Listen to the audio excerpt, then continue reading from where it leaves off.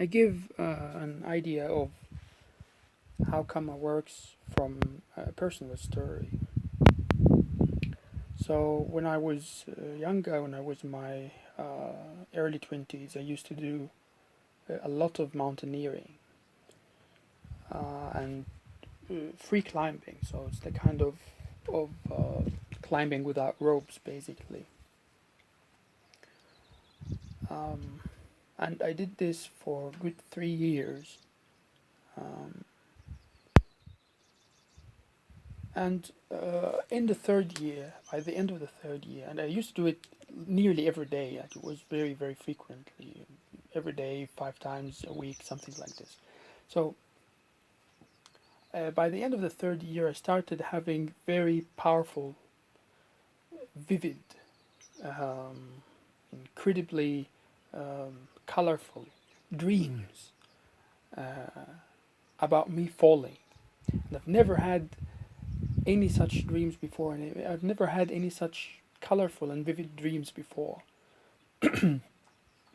And it was very simple. It was just me falling, and there was a lot of fear and a lot of anxiety. It was a nightmare basically, and I started having these dreams every single night.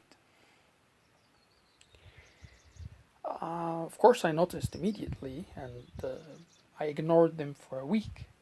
For a whole week, I continued to go to the mountains and do my climbing, come back, and same night I would have nearly the exact same dream, different colors, different topography, whatever, but it's the same idea: me falling and with horrific feelings associated with the dream. And these dreams were so powerful in their effect, even after I woke up, to the extent that they succeeded in stopping me. I stopped doing it, and very soon afterwards, like days after I decided to stop, the dreams stopped too. And then, of course, I thought maybe this is the unconscious, the you know the right hemisphere trying to tell me something about what I'm doing, what I've been doing for a long time, and that it's time to stop. I didn't think that it was foreseeing some bad event in the future or anything of that sort. I just thought that is an enigmatic message from the unconscious that what I'm doing is dangerous and it's time to stop.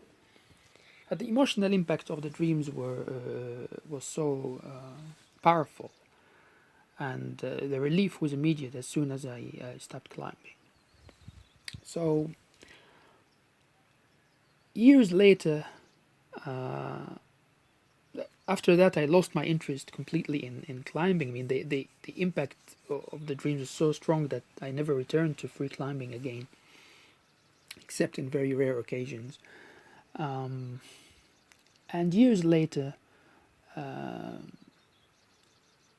after I took interest in Buddhism and started studying it, practicing it, I remember this event of vivid dreams, and I contemplated it, and then I realized that whenever I went to the mountains throughout those 3 years, because the experience of free climbing is actually very dangerous.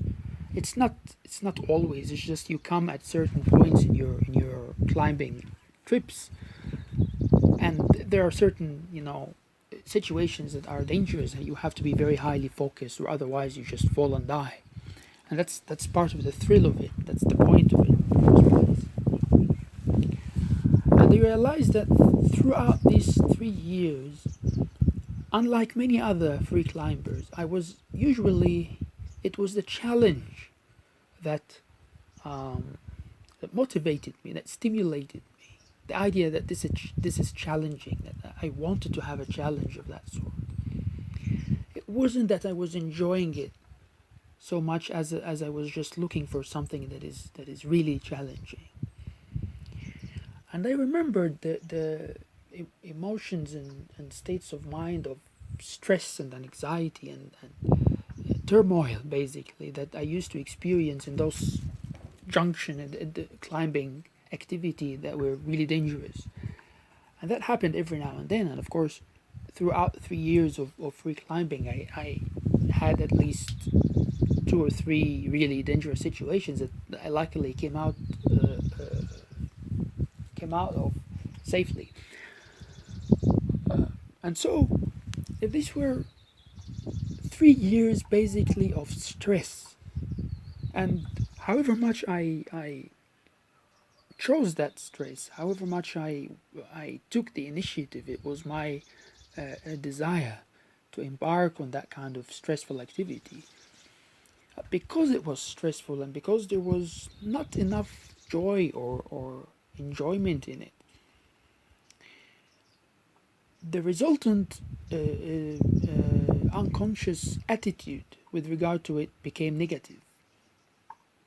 And so it's not, in my interpretation, it's not that the unconscious knows something that you don't, and that it's trying to warn you against something that is dangerous, as much as it is that your own reactions, have educated it, has instructed it to respond to the activity of climbing in a negative way. And that's why for many other free climbers, they never experience any such negative dreams.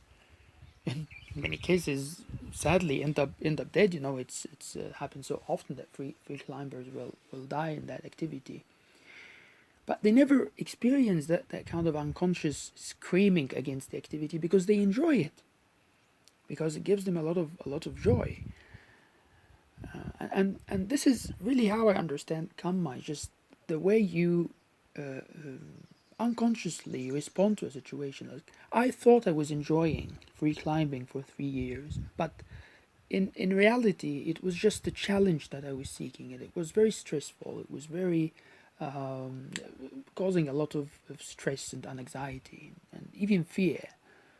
And because of these kinds of reactions, these reactions you're not aware of because you're not mindful of, because you're not self-aware. Eventually, that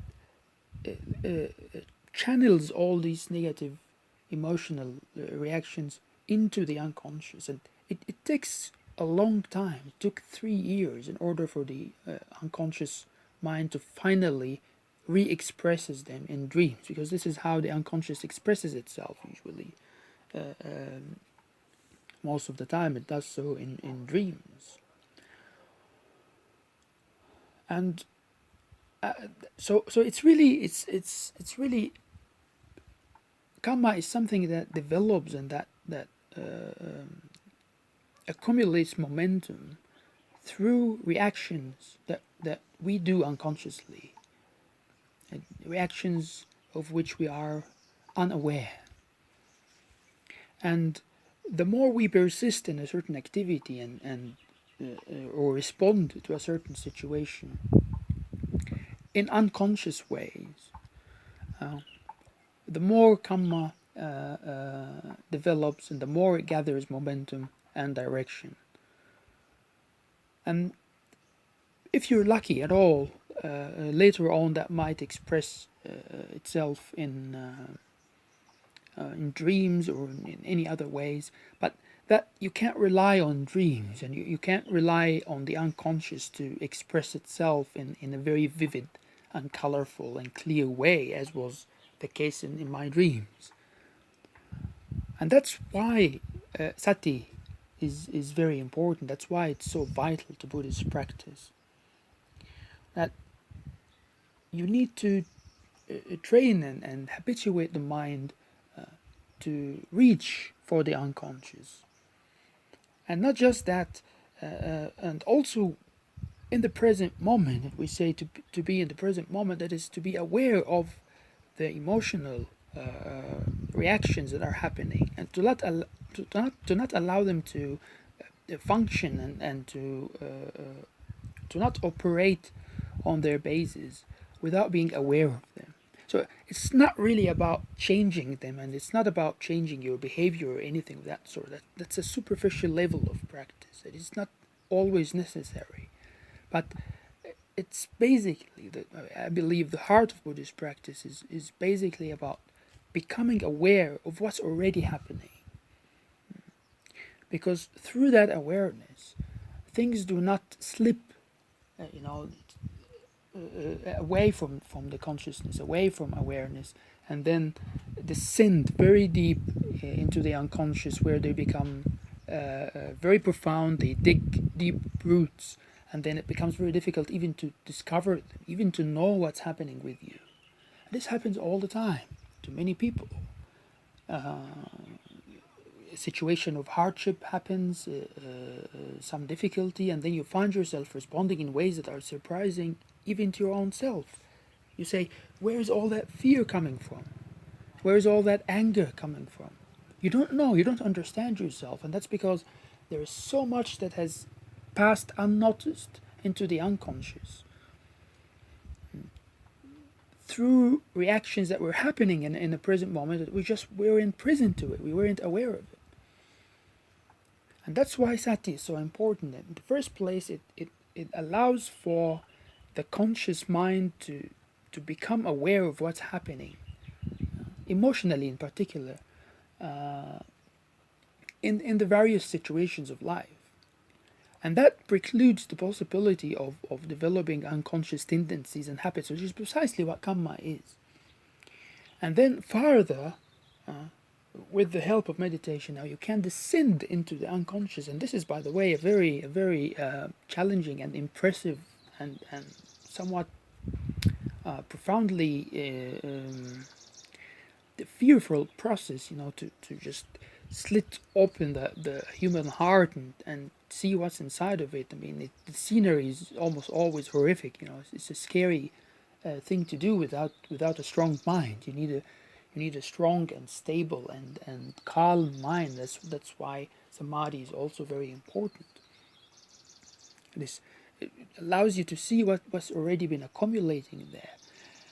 And it's so humbling, when you look inside your heart, and then you begin to see all these layers and layers, one deeper than the other, of accumulated habits and inclinations and attitudes, and especially that you then also discover where they're coming from.